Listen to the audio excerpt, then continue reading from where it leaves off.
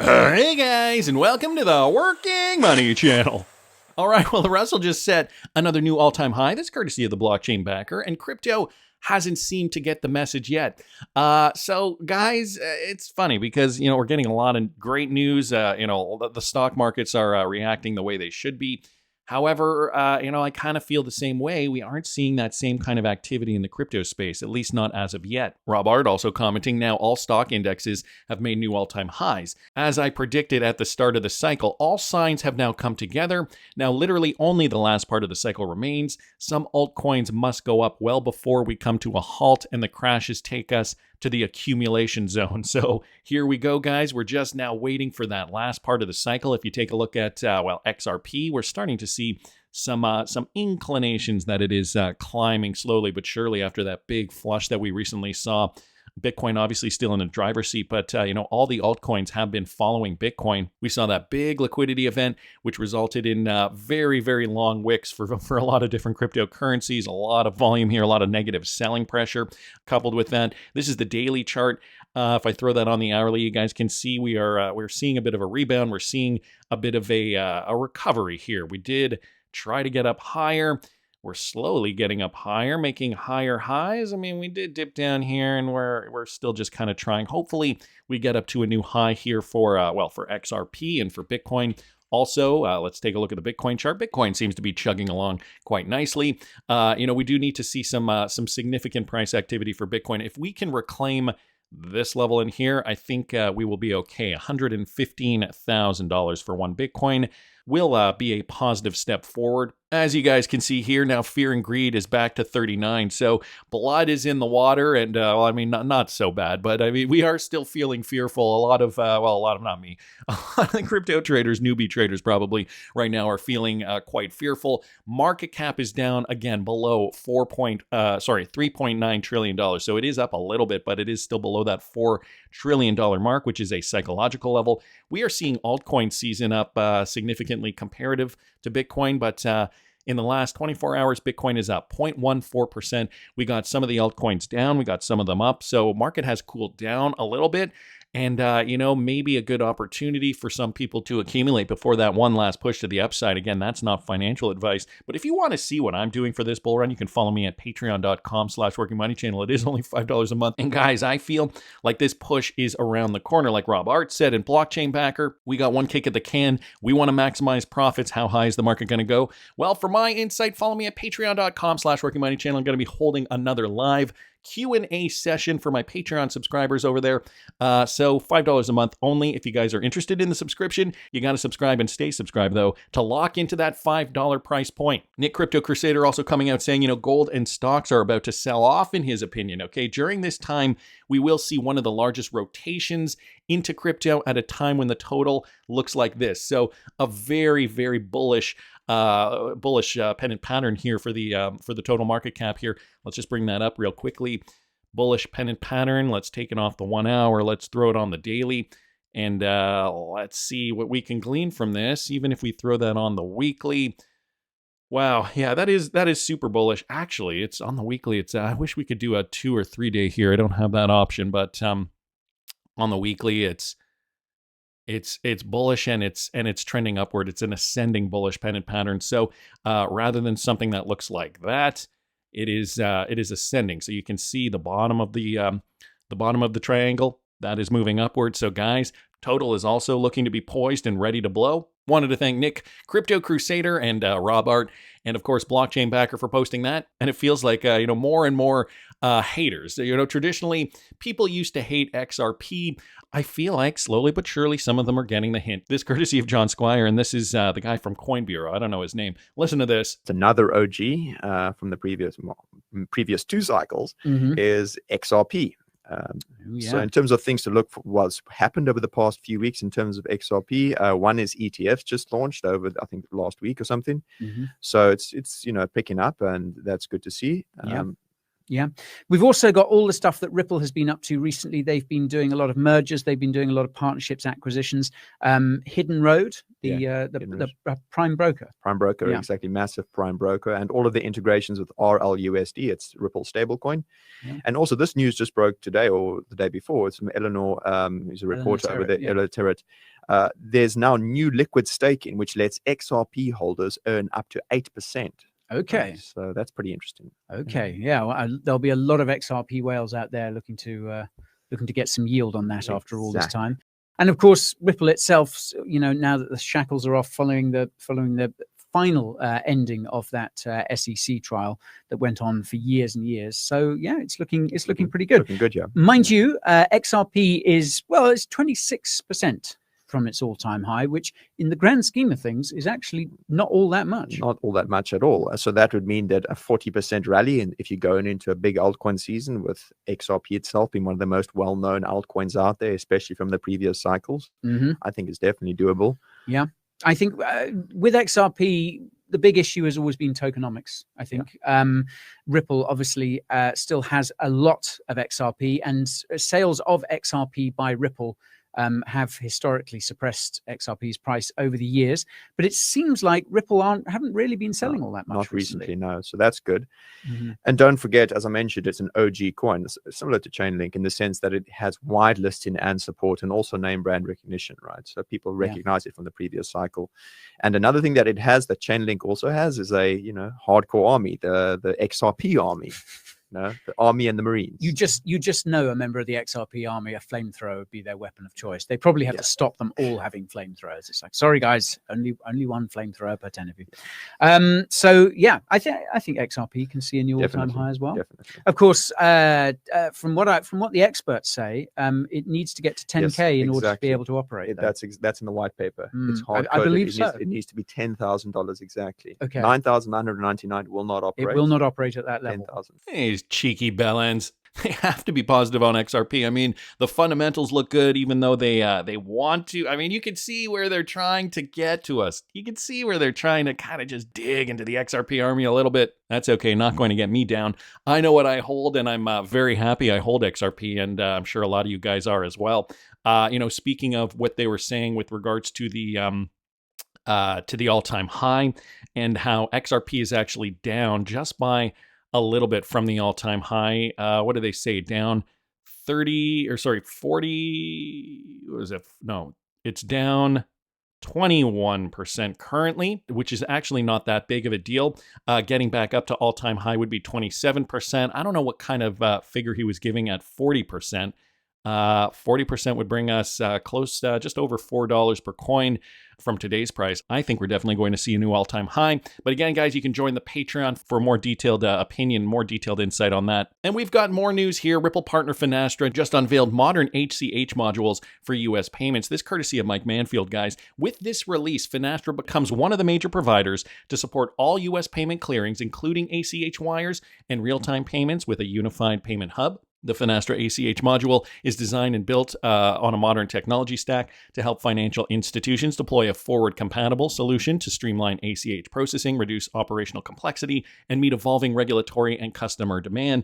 It supports comprehensive functionality, including same-day ACH early pay and late return handling. So another system there that is essentially streamlining U.S. payments specifically, guys. And this is a Ripple partner, a big Ripple partner, namely Finastra. This launch represents a major leap forward in payment modernization. This coming from Barry Rodriguez, EVP of Payments at Finastra. He says our ACH solution combines cutting-edge architecture with real-time payment capabilities, enabling financial institutions to scale efficiently and deliver modern, resilient, secure ACH payments to their customers. So Finastra has been the back-end provider of the technology, the tech stack for a lot of these big banks and financial institutions. And early on, they did partner up with Ripple. So likely running on DLT technology. Again, this is US payments, guys. So that's big news. Wanted to thank Mike for posting that. One big question, though, I think is on a lot of our minds.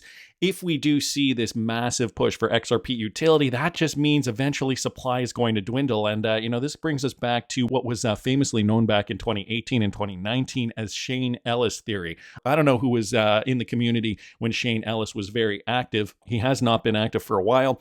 But guys, this theory is coming back because the idea becomes These coins are going to be utilized, and they're going to be utilized at scale. When they become utilized at scale, what is that ultimately like? What's the dynamic going to look like in the space? Remember, we only have 100 billion coins to start out with, and I know that sounds like a lot, but guys, what's going to happen when most of those coins need to be utilized? This courtesy of Mac Attack, and so this is just essentially just kind of an intro article here. A crypto pundit has highlighted how the XRP circulating supply is becoming increasingly scarce, with large chunks of tokens locked in various channels and restricted from active circulation. The analyst argues that the market may be prepping for a serious supply shock. And we've been hearing this idea of a supply shock, but now since we got news of the VanEck Blackrock Securitize partnership, if you guys didn't catch the video I did on that this morning, I will link it up here in the top right-hand corner.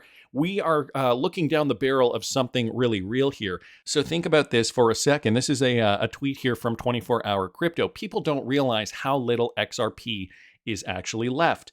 Okay, we think 100 billion, but think about it. Ripple's escrow is about 37.3 billion. Ripple's liquid, they have about 3.5 billion. Chris Larsen has about 2.3, and Arthur Brito has about 1.3 billion XRP. That's nearly 44.4% of supply already accounted for. And then you have to look to institutions. Purpose ETFs already hold about 29.6 million XRP. So that's million, not billion.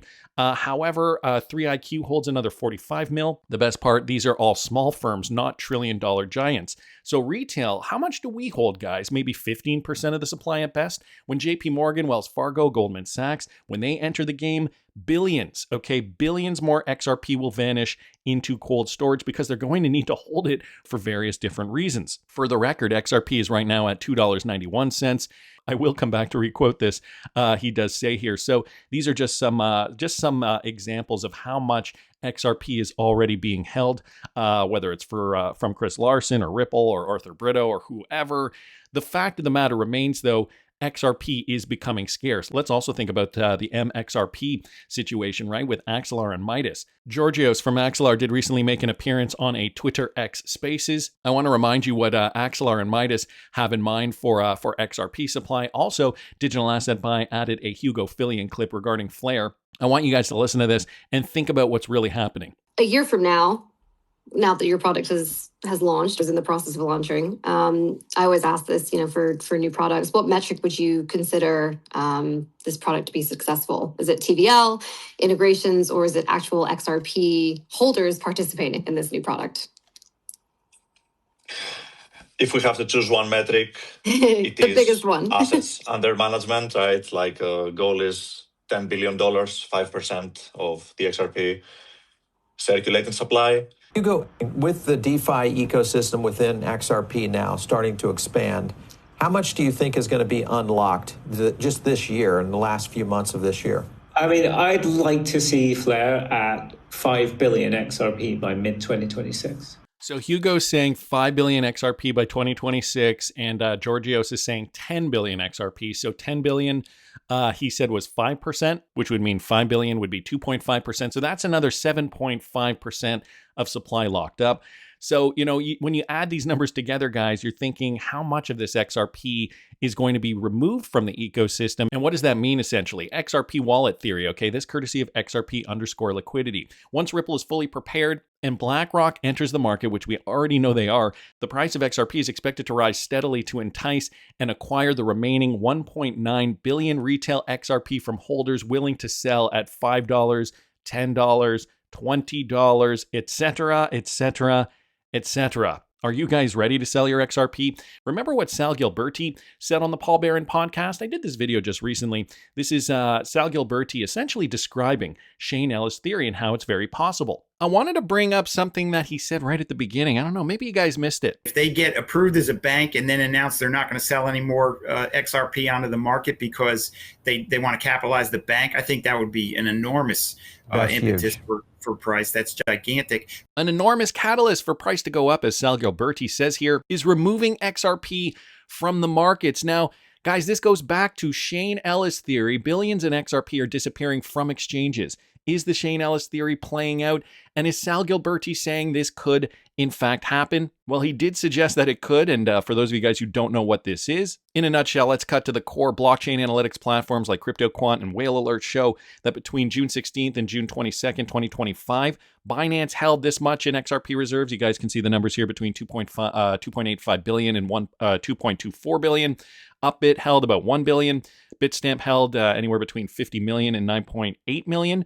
And Bybit and Bitfinex saw tens of millions drained. So that's nearly 6 billion XRP. Where did it go? Most indicators point to a mix of cold wallets. But this isn't mere speculation. It's an observable, measurable exit of liquidity from platforms. So is the Shane Ellis theory back from the grave? If you've been around XRP circles long enough, the name Shane Ellis carries myth-like weight. Back in 2018, Ellis made a bold claim that a mere 39 million buy order could catapult XRP to $500 if executed correctly on a thinly liquid market like Bittrex. The thesis: centralized exchanges have shallow order books. If you target one with a large enough market order, you'll chew up through every ask, pushing the last fill price up exponentially. Once that price spikes, bots and arbitrageurs drag the other exchanges to match. And so a bit of a mix of Shane Ellis theory, but also, guys, what if Ripple does do this? What if they do get approved and they do say, well, now that we are approved, we need all the XRP we can get our hands on, and all the crypto exchanges that are now, by the way, under legislation, because now we're in a new world where all these crypto exchanges are being legislated by the government. Now they all have to comply with banking rules. And so now they say, oh, I guess we got to remove the XRP from the exchanges. Could this, in fact, be the catalyst to bring XRP up? Tucrium founder Sil Gilberti doesn't think it's too far off. He actually mentioned this as his first example here of how XRP price could get to the moon. So that's another angle too. If Ripple does need more XRP, they're going to remove supply. Back in the day, Shane Ellis did talk about this when the crypto world, or crypto market, I guess, crypto market wasn't as liquid. So, this idea that thinly liquid markets, a $39 million order, I don't think that would happen today necessarily. In 2018 or 2019, it would have happened because crypto markets were just not as liquid. But now you got to consider the sheer quantity. How much is Blackrock or VanEck or all these other institutions going to scale? Where is XRP going to go? In the meantime, is it going to go finally to 589? Did you notice this? Joel Katz did recently change his profile pic yet again. Yeah, you guys can see it there. And this is a Minecraft figure, okay, from the Minecraft movie. The first version of Minecraft was released for PC players on May the 17th, 2009. Well, when you add 5, the 5th month, 1 plus 7, that equals 8.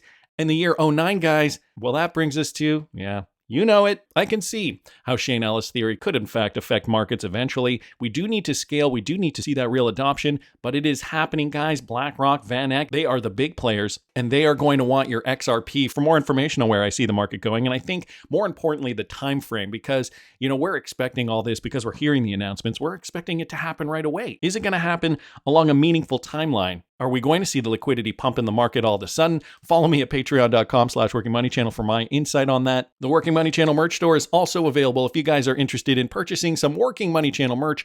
Every little bit helps, guys. Thanks so much for helping to support the channel. Again, link is in the description of the video. That's just my opinion, but I want to hear what you guys think. Please subscribe to the channel if you haven't already. Like the video if you like the content I'm providing. I always love hearing your comments. See you in the next one, guys.